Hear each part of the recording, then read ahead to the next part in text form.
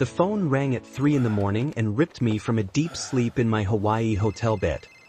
It was the police department on the line asking about a trapped vehicle at my address back home.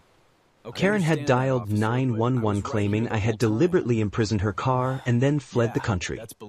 I rubbed my eyes and let out a slow, sarcastic laugh into the receiver while the officer waited.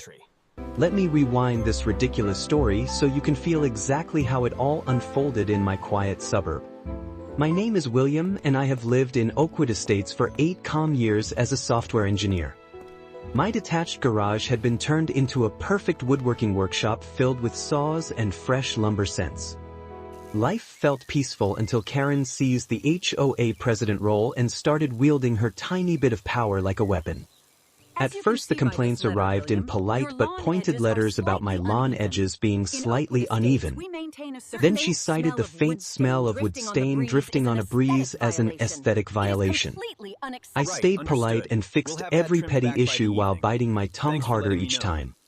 Karen thrived on control and her helmet hair and pastel pantsuits hit a heart addicted to drama. One ordinary Tuesday afternoon, I pulled into my driveway after work and froze in pure disbelief. There sat Karen's shiny pink SUV parked squarely inside my open workshop, taking up every inch of space. The big doors had been left open while I loaded lumber earlier that same morning. She had simply driven in without asking and claimed it was an emergency HOA inspection spot.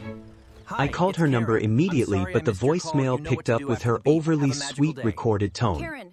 Her text reply came minutes later saying board members could access any property for rule enforcement. That excuse was so absurd I actually laughed out loud standing there in the afternoon sun. The smell of her exhaust still lingered mixed with the cedar sawdust from my half-finished projects. I installed extra security cameras months ago for exactly this kind of neighborhood nonsense. The footage captured her pulling straight in without hesitation and even adjusting her mirrors inside my shop. Over the following weeks, Karen escalated by spreading quiet rumors at every block party and mailbox chat. Neighbors began avoiding my eyes and whispering about how uncooperative I had suddenly become. She circulated a petition demanding my workshop be torn down because it supposedly hurt property values. I kept collecting every email, every text, and every video clip without showing my growing frustration. My heart pounded with quiet rage, but my face stayed calm and my voice never rose above normal. Then one Friday she announced an out-of-town HOA leadership conference for the entire weekend. That was the exact moment I decided enough was enough and planned my perfect petty revenge. I drove to the hardware store and loaded up heavy boards, thick chains, and industrial padlocks. Back at home I waited until nightfall when the street went quiet under the streetlights. I sealed both workshop doors shut with boards nailed tight and chains wrapped around the handles. Her SUV sat trapped inside like a glossy pink trophy behind the new wooden barricade. I taped a polite note on the door explaining the trespass and my upcoming 3-week vacation. The next morning I wheeled my suitcase to the airport and flew off to Hawaii with a satisfied smile. The ocean waves and warm sand felt like pure justice after months of her constant harassment. On day 2 of my trip, the police call came exactly as I had quietly anticipated it would. Karen had discovered the sealed doors and lost her mind right there in the driveway.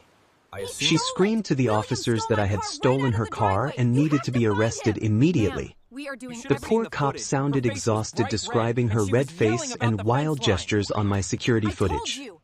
I calmly explained the situation and emailed him the timestamped video clips from my cloud account. He confirmed her unauthorized entry and noted that she had violated several HOA rules herself. My lawyer back home filed the formal trespass complaint and copied the entire HOA board.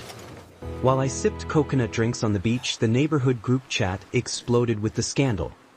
Karen fired off furious all-caps emails accusing me of sabotage and demanding my immediate expulsion.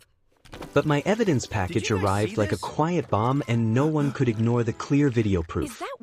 The emergency board meeting happened while I was still relaxing under palm trees thousands of miles away.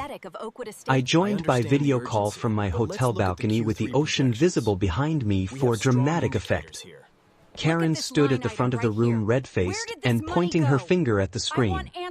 She insisted her parking had been perfectly legal and that I had overreacted like a dangerous neighbor.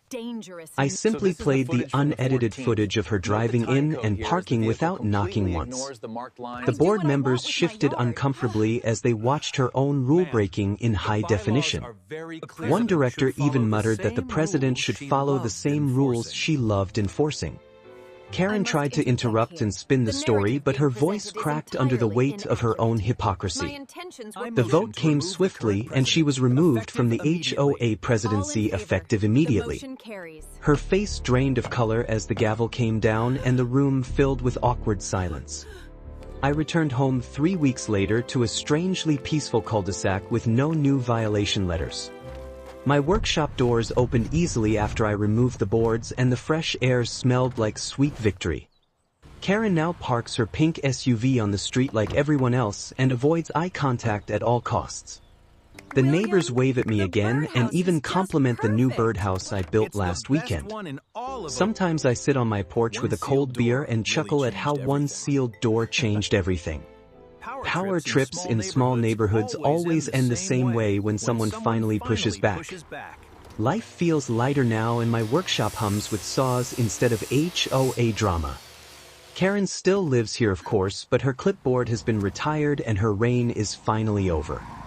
I guess some people learn the hard way that private property means exactly what it says. And me, I just smile every time I drive past her car parked obediently on the curb where it belongs.